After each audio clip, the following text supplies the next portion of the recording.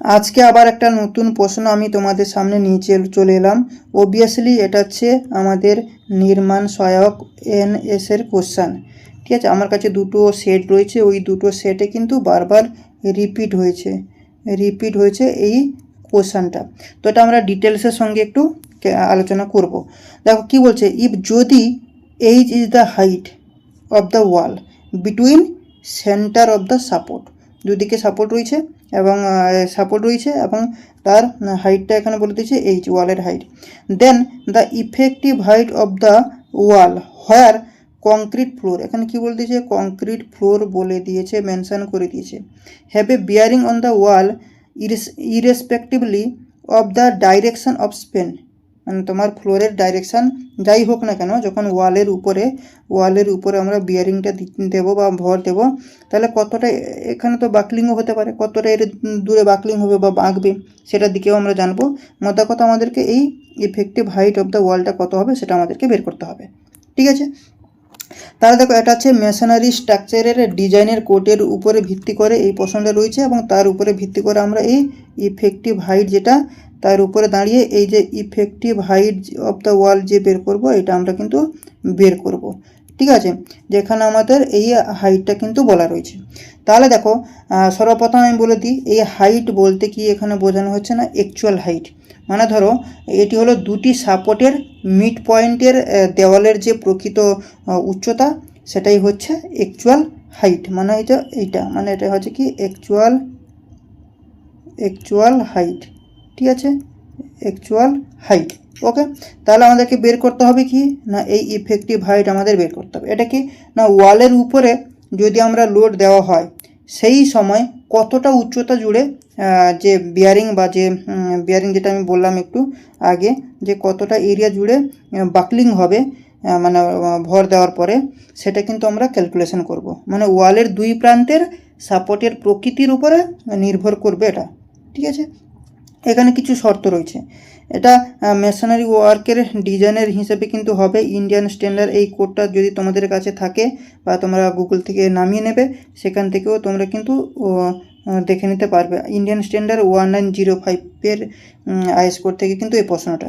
কিছু শর্ত সেখানে রয়েছে। সেখানে কি বলছে যে আইএস কোডের অনুযায়ী যদি একটি দেওয়াল বা ওয়ালের উপরে কোনো আরসিসি বা কংক্রিট ফ্লোর, সেটা তুমি স্ল্যাবও ধরে নিতে পারো, বা স্ল্যাব থাকে, এবং সেই স্ল্যাবটির ওয়ালের উপরে যে বিয়ারিং আমরা দিই বা যে ভরটা আমরা দিয়ে থাকি, তার দিক যাই হোক না কেন, তখন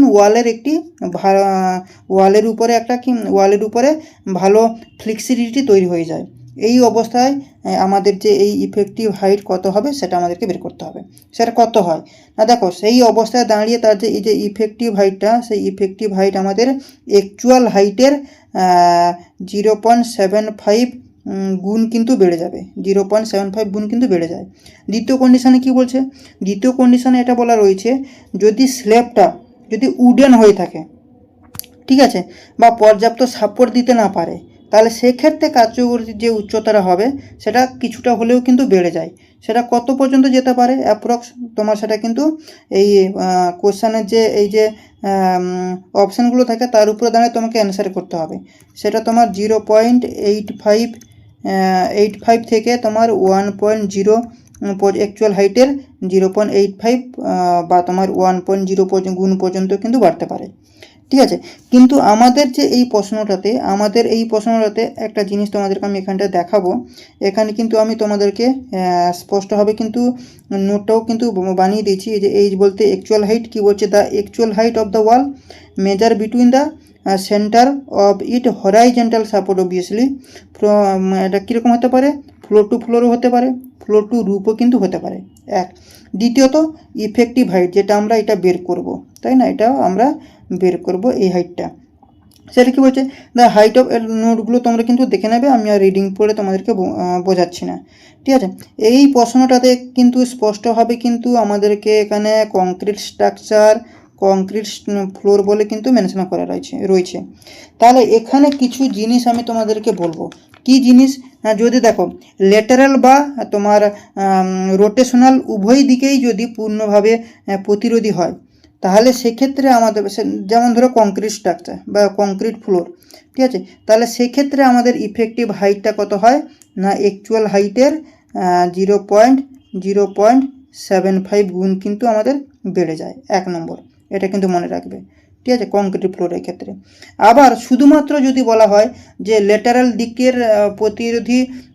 প্রতিরোধী হবে কিন্তু রোটেশনাল দিকটা একদমভাবে কিন্তু কিছুই থাকবে না, তখন সেক্ষেত্রে আমাদের কী হবে, যেমন ধরো উডেন ফ্লোর, তাহলে সেক্ষেত্রে আমাদের ইফেক্টিভ হাইটটা কত হয় না অ্যাকচুয়াল হাইটের কত গুণ বেড়ে যাবে, 1.0 গুণ কিন্তু বেড়ে যায়।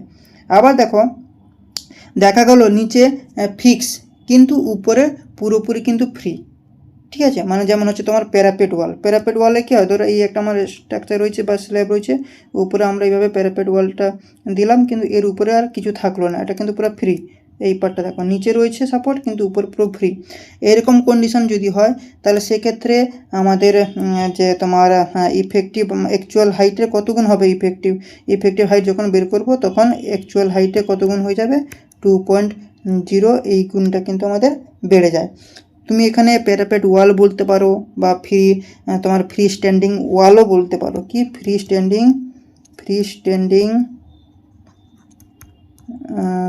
স্ট্যান্ডিং ওয়ালও কিন্তু তুমি বলতে পারো। তাহলে এই যে প্রশ্নটা তোমরা যেটা দেখতে পাচ্ছ, স্ক্রিনে দেখতে পাচ্ছ, এখানে কিন্তু স্পষ্টভাবে বলা রয়েছে যে কংক্রিটের মেঝেটা ওয়ালের উপরে অবস্থান করছে এবং স্পেনের দিকটা যাই হোক না কেন, কারণ এখানটা বলে দিয়েছে না ওয়ালের স্পেনটা তোমার যাই হোক না কেন, ডাইরেকশান অফ স্পেন ইরেসপেক্টিভলি, মানে যাই হোক না কেন, তাহলে সেক্ষেত্রে যেহেতু এখানে আমাদের বিয়ারিং অন ওয়াল কি বলে দিই এর কথা বলা রয়েছে, ঠিক আছে, বিয়ারিং অন ওয়ালের কথা কিন্তু এখানে আমাদের বলা রয়েছে, তাহলে এখানে অনেক 4টে কিন্তু অপশান রয়েছে, ঠিক আছে, এই অপশানে দাঁড়িয়ে আমাকে একটা অ্যান্সার আমাকে বের করতে হবে।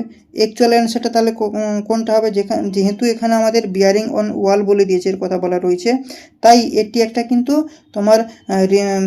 তোমার রেস্ট্রেন্ট অবস্থা কিন্তু তৈরি করছে, ফলে ওয়ালের যে ডিফ্লেকশান হওয়ার যে প্রবণতাটা অনেকটা কিন্তু কমে যায়, বা যে বাকলিং বা বেঁকে যাওয়ার প্রবণতাটা কিন্তু কমে যাবে,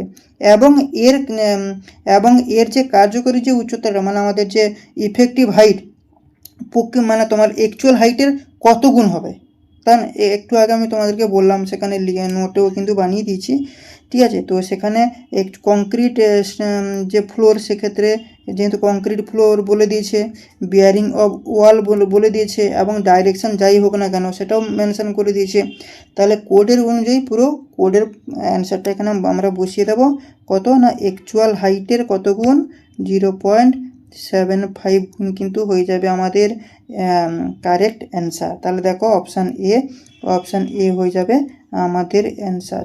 এবং এখানে যদি আমাদেরকে বলে দিত উডেন ফ্লোর, ঠিক আছে, বা শুধুমাত্র লেটারাল দিকটা প্রতিরোধী থাকবে এবং তোমার রোটেশনাল দিকটা কিছুই নয়, তাহলে সেক্ষেত্রে আমাদের কি হয়ে যেত না অ্যাকচুয়াল হাইটের কত গুণ হয়ে যেত, 1.0।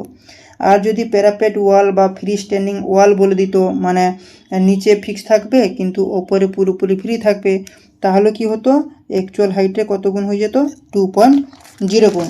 আর একটা কথা যেটা আমি তোমাদেরকে একটু বললাম, যদি স্ল্যাবটা উডেন হয়, যেটা আমি বললাম না যে 1.0 অ্যাকচুয়াল হাইটের, সেক্ষেত্রে তোমাকে অপশান দিতে হবে, ঠিক আছে, আমি একটু আগে তোমাদেরকে বলেছিলাম কত না 0.85 থেকে 1.0 অ্যাকচুয়াল হাইটের হতে পারে, ঠিক আছে, কিন্তু অ্যাকচুয়ালি এটা না ধরে যেমন এই কন্ডিশনের ক্ষেত্রে দেখো দুটো রয়েছে, 0.85 এবং 1.0, তাহলে আমি এখানে দুটোই বলছি, এটা থেকে এত পর্যন্ত যেতে পারে, দুটোই কিন্তু দিয়ে দিয়েছে, দেখো বি এবং সি দুটো দিয়ে দিয়েছে, তাহলে কোনটা ধরবো, এক্ষেত্রে যেটা কম হবে সেটা ধরতে হবে, কত 0.85, এটা আমরা ধরবো। আর এখানে ধরো এইটা থাকতো না, তাহলে আমরা কি করতাম, সিটাকে অ্যান্সার হিসেবে করে দিয়ে আসতাম, বোঝা গেছে। তো এইরকম আরও প্রশ্ন আমি নিয়ে আসবো, সত্যি কথা বলতে আমি প্রচুর অফিসের কাজে ব্যস্ত থাকি ভাই, তাই দিতে পারি না, যখন একটু সময় পাই তোমাদের জন্য একটা ভিডিও নিয়ে আসি, ঠিক আছে। তো চলো এইগুলো তোমরা প্র্যাকটিস করো, নোটিফিকেশান বেরাক, তারপর তোমাদের জন্য আমি গুড নিউজ নিয়ে আসবো। ঠিক আছে, চলো আজকের সেশন এখানে শেষ করছি। যদি ভালো লাগে অবশ্যই চ্যানেলটাকে সাবস্ক্রাইব করো, সাপোর্ট করো, বন্ধু বান্ধবের সাথে বেশি বেশি করে শেয়ার করো। চলো বাই, থ্যাংক ইউ।